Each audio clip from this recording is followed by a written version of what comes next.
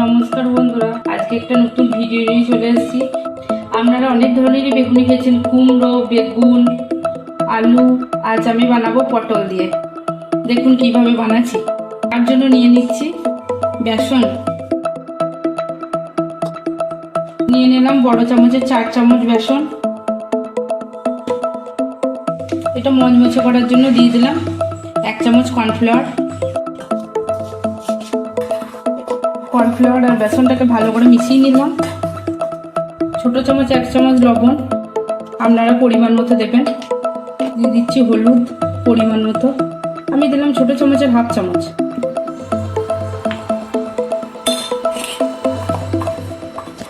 এটাকেও ভালো করে মিশিয়ে নিলাম। এর মধ্যে দিয়ে দিলাম একটু কাঁচা লঙ্কা বাটা,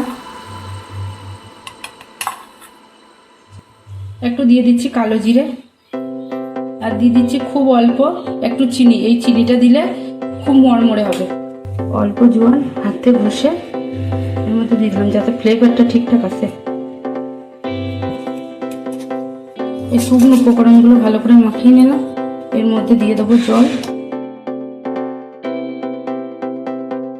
অল্প অল্প জল দিয়ে মিডিয়াম থিকনেসের একটা ব্যাটার তৈরি করে নেব।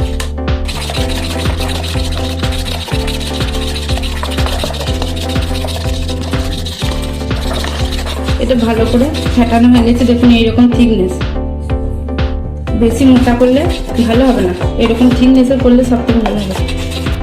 পটলগুলো খুব পাতলা পাতলা করে কেটে নিয়েছি। এর মধ্যে দিয়ে দেবো নুন আর হলুদ।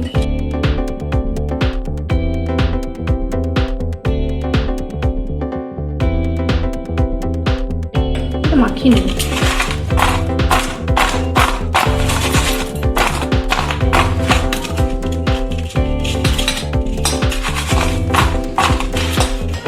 গ্যাসটা জ্বালিয়ে নিলাম, কড়াইটা বসিয়ে দিয়েছি। দিয়ে দিলাম তেল,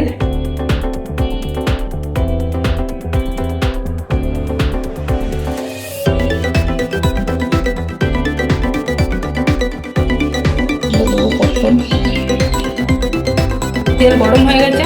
এর মধ্যে বেসনে ডুবিয়ে এগুলো ঢেলে দেবো।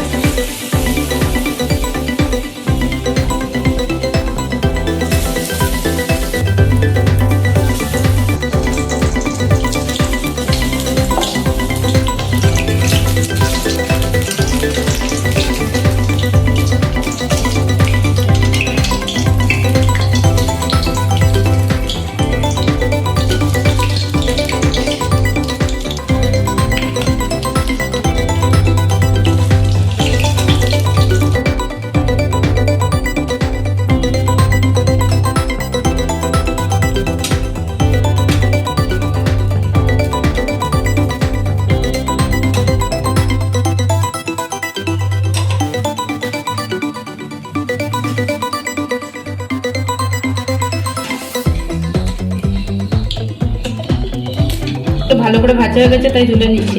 এগুলো সব ভালো করে ভেজে নিচ্ছি।